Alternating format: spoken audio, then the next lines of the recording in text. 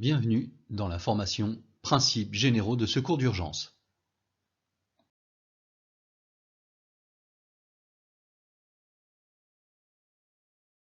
Le programme de formation Principes généraux de secours d'urgence comporte 8 modules.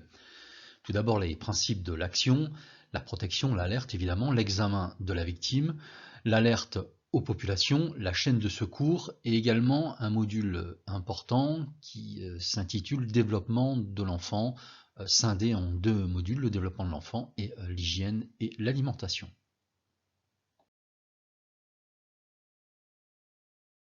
Ce module, principes généraux, a pour objectif d'identifier les principes généraux du premier secours face à une situation d'urgence. Les premiers secours d'urgence, cela consiste à délivrer une aide immédiate à une personne qui subit un traumatisme, qu'il soit émotionnel ou physique, et ceci dans l'attente d'un professionnel, les pompiers, le SAMU, les secours médicalisés d'urgence. Et donc, l'aide apportée peut être aussi bien de l'ordre des gestes de premier secours d'urgence qu'une aide psychologique à une personne qui a été témoin, par exemple, d'un événement traumatisant. Lorsqu'une personne porte secours à une victime en détresse, il est normal qu'elle éprouve un stress émotionnel. Or, il faut être capable de prendre du recul par rapport à la situation éprouvée. Il n'est pas rare en effet de voir un sauveteur rencontrer des difficultés à se remettre lors d'une intervention effectuée dans une situation d'urgence. Dans ce cas, il est nécessaire de pouvoir en parler à un proche.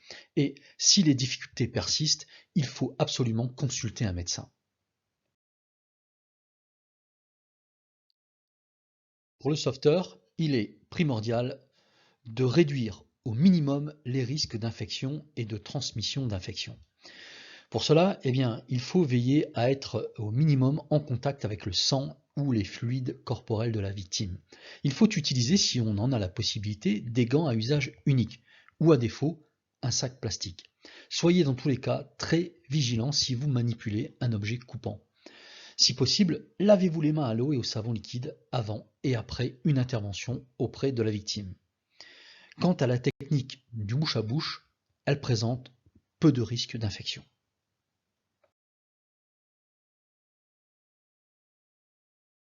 Dans une situation d'urgence, le sauveteur doit assurer la sécurité de la victime et la sienne propre, ainsi que celle des témoins qui sont autour.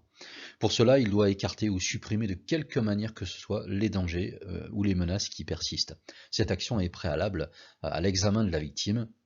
Le sauveteur pourra ensuite alerter ou faire alerter et secourir la victime. Maxime est tombé tête en arrière dans la cour de récréation. Il saigne abondamment. Les blessures au cuir chevelu sont toujours impressionnantes et saignent beaucoup. Cela dit, que faites-vous? Vous le relevez et vous tentez de le calmer. Vous l'emmenez immédiatement à l'infirmerie. Une fois arrivé à l'infirmerie, vous arrêtez le saignement avec une compresse stérile. Et ensuite, vous l'emmenez, après lui avoir donc appliqué un pansement, vous l'emmenez à la sieste. Vous avez à peu près 30 secondes pour répondre à la question. Que faites-vous?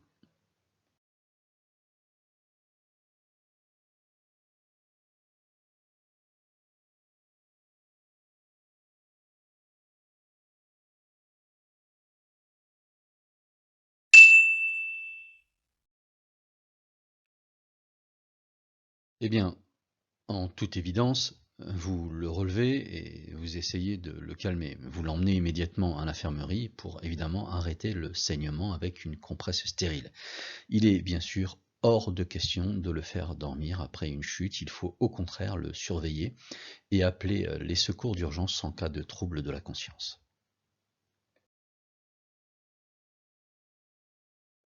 Aujourd'hui, ce n'est pas son jour. Votre collègue, Sylvie, vient de renverser le plateau avec le goûter des enfants. Que faites-vous? Vous l'aidez à ramasser les débris de verre afin que personne ne se blesse. Vous interdisez aux enfants de traverser la zone. Vous vous dites décidément, quel empoté. Que répondez-vous?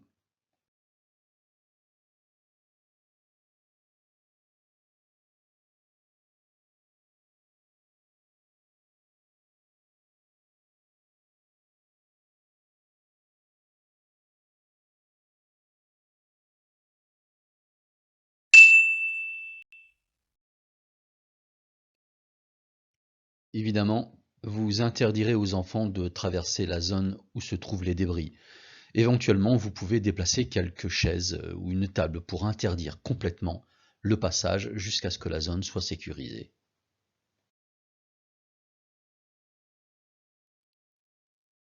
Vous trouvez la petite Juliette en pleurs dans un coin de la cour de récréation. Elle est assise par terre. Que faites-vous? Vous la relevez en lui disant d'aller jouer avec ses camarades. Décidément, aujourd'hui, elle n'arrête pas de pleurer, cette petite. Vous l'interrogez calmement afin de savoir ce qui se passe et vous vérifiez qu'elle n'est pas blessée. Que faites-vous?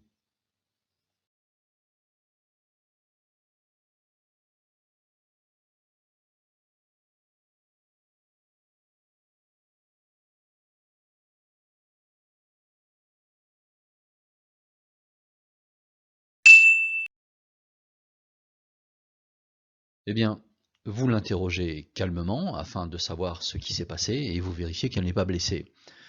Dans l'éventualité d'une blessure et en fonction de la gravité, il faudra évidemment prévenir les secours ou les parents. Elle peut également être souffrante, avoir de la fièvre par exemple, et une consultation chez le pédiatre peut alors s'imposer.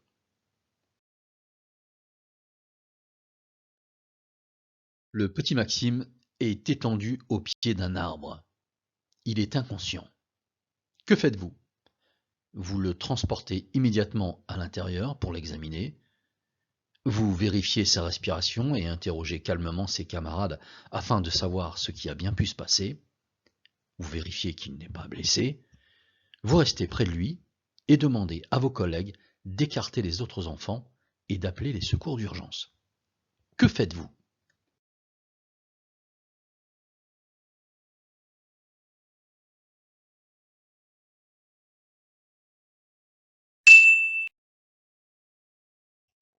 Eh bien, il ne faut jamais déplacer une victime inconsciente, sauf dans certains cas très précis. Vous allez examiner Maxime, voir s'il n'est pas blessé, s'il respire, interroger ses camarades pour savoir ce qui s'est passé et demander à une de vos collègues de prévenir les secours. En cas d'inconscience avérée, c'est-à-dire une inconscience qui respire, vous mettrez la victime, Maxime, en position latérale de sécurité, c'est-à-dire sur le côté en attendant les secours médicalisés d'urgence.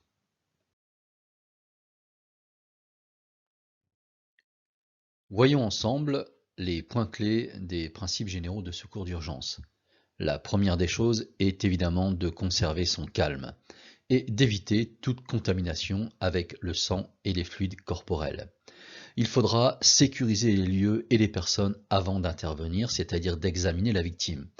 On fera ensuite alerter les secours et on pourra mettre en œuvre les gestes d'urgence.